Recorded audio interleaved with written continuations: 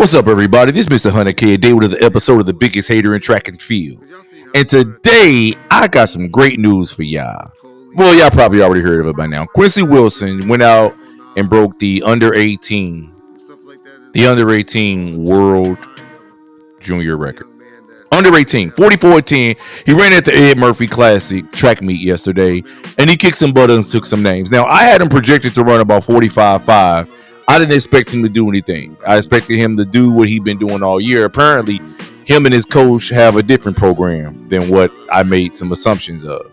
And I'm proud. I'm proud to see him do it. All these people out here talking about, Quincy Wilson fell off. I didn't think he fell off. I just felt like he was over raced. And seeing that he took some time off from competition, now he's come back and kicking butt and taking names, I am thoroughly and royally impressed. Now, him running 44-10 doesn't make up for the debacle, for the horrible performance that he had at the Olympics last year, regardless of the underlying cause of the poor performance.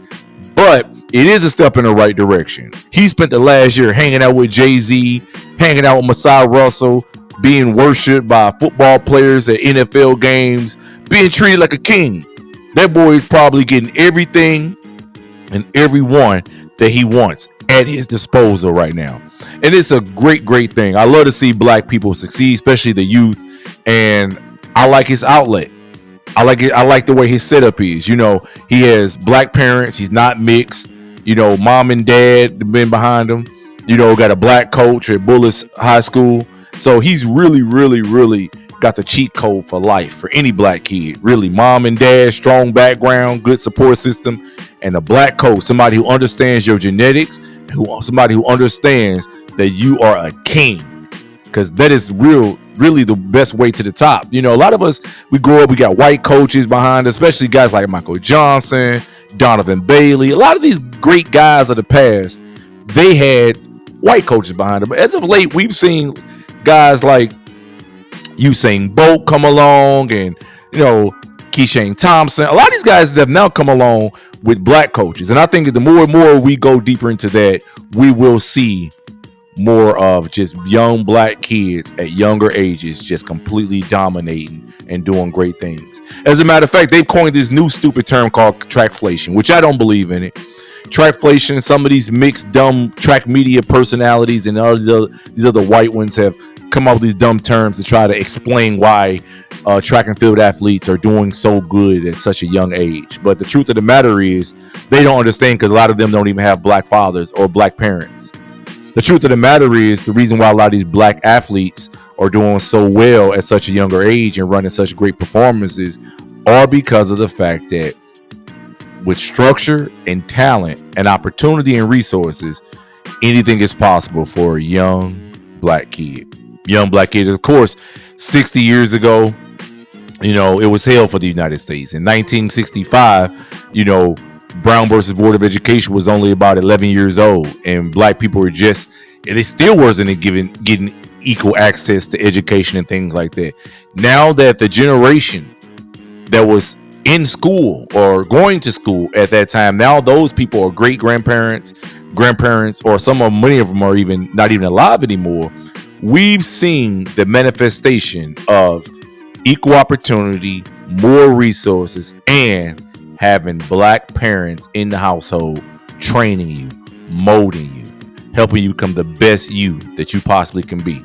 And Quincy Wilson is the personification of that, and I'm happy to see it happen. His parents, have been there every step of the way. You see them in a lot of pictures with him. This isn't an example of a single mom who had to come up through the slums and raise her young son to be somebody great and make him into an Olympian. It wasn't that at all. That typical sob story that the media has loved to perpetuate and tell over the last 30 or 40 years. They love that story about the young black athlete with no dad around, and mom had to struggle working 3 jobs, and mom is 300 pounds and overweight, and the only thing they can do to get out of the slums is have their son or daughter become a great athlete. Not with Quincy Wilson. Came up middle class in the DC suburb, Baltimore area. Parents are established, upper middle class, and they have been there every step of the way. So I'm happy to see that. So running 44-10, it's a great step in the right direction. What I want to see now is Quincy Wilson make that world championship team. I want to see him do well at nationals, probably even win it, go into the 43 seconds and go to the world championships and kick some butt. Then I'm going to say he's a hell of a dude. Now, he's going to be turning 18 pretty soon, and that novelty's going to work because he's a grown man now. He's a grown man now because the minute he turns 18, the minute he goes against the big boys, all that being the kid stuff is going to go out the window. They're going to treat him like a grown man. It's also going to be interesting to see how guys like Vernon Norwood are going to play into this because Vernon Norwood now has a PR that is slower than Quincy Wilson. He claims to be the guy's big brother type figure in his life and all these great things. But, a lot of these old sprinters need to understand that, these young guys going to come and take you out your position. Be friendly with you. You be act like you they big brother, uncle type, and they'll come trick you out your position. You will mold them to take your position. Guys like Vernon Norwood, who become a relay merchant for the United States, guys like him, will end up not making the team at all because of a guy like Quincy Wilson. So it's interesting to see. It will be interesting to see how he approaches Quincy Wilson moving into this, next phase of athletic excellence. Because if it was me, I'd cut Quincy Wilson off altogether. I'd be like, wait. This young ninja about to come up, taking people position, running damn near 43 seconds. Oh no, hell no. We gotta fall back because I cannot be around you while you're kicking my butt and molding you to be a hell of a guy while I'm in my 30s and you're about to knock me out. Matter of fact, Quincy Wilson may come and knock Vernon Norwood. Vernon Norwood may be fighting for third place. Bryce Dedman, Quincy Hall may go 1-2. Guess who'll be fighting for that third spot? Vernon Norwood could be fighting for that third spot to go to the World Championships this year. And guess what? A young guy like Quincy Wilson could come along and be like, you know what, bro? Thanks for the advice, big bro. Thanks for the molding. Thanks for the encouragement. Thanks for the wisdom. But I'm taking your position. So, ninjas like Vernon Norwood, I call him Mr. Potato Head. That's who I call Vernon Norwood, Mr. Potato Head. Guys like him need to think about what he wants out of life. You need to think about what he's going to do with his life because guys like Quincy Wilson coming along, he ready to, knock it out the park. He is not playing, as we just saw. He even has a new race strategy. All that sitting back and, coming through the 335 seconds and all that dumb stuff, 34 seconds. Quincy Wilson ain't doing that no more. Quincy Wilson took that race out yesterday and ran 44:10.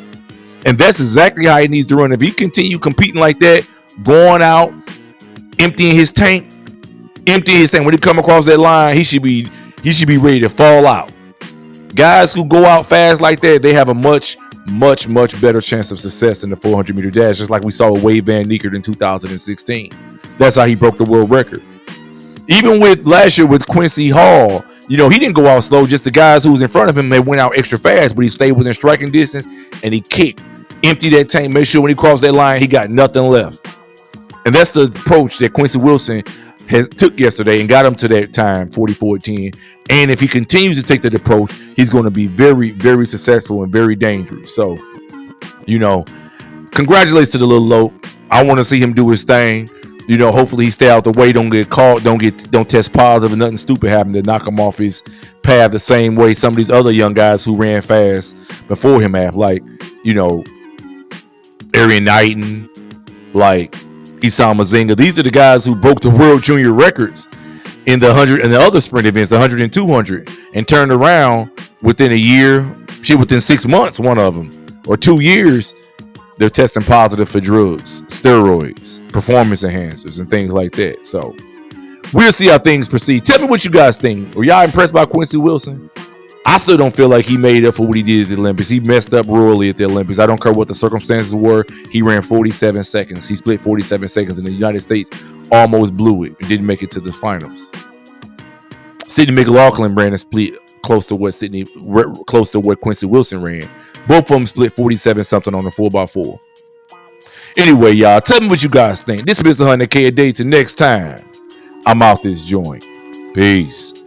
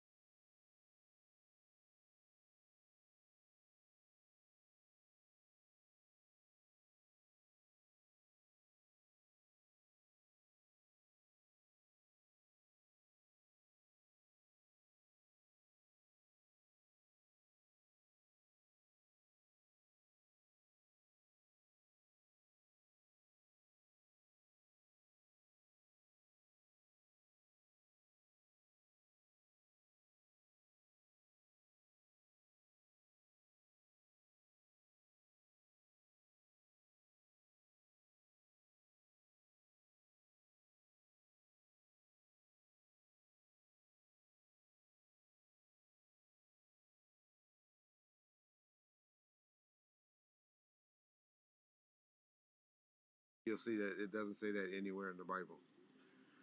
Now, um, so hopefully John will put up the scripture. I have him put it up and post it for all you people that like to debate and just type in YouTube. If you kill yourself, would you go to heaven, or is that in the Bible? And it'll tell you no. So those of y'all care about noble stuff, uh, just keep praying for him. But that doesn't mean that he won't be possibly getting a chance to go into heaven, especially if it turns out he just has some mental issues. Uh Noble was always cool, y'all. He took on himself. He came on into the group late, mainly after he started doing some verses for Fatal. After Fatal kind of got in trouble at the House of Blues, that was the first time I remember or noticed Noble being other than a rapper, because or being a rapper, because initially he was just a barber and came around. But hey, you know what? It's too early to be talking about Noble. Peace, Mount first.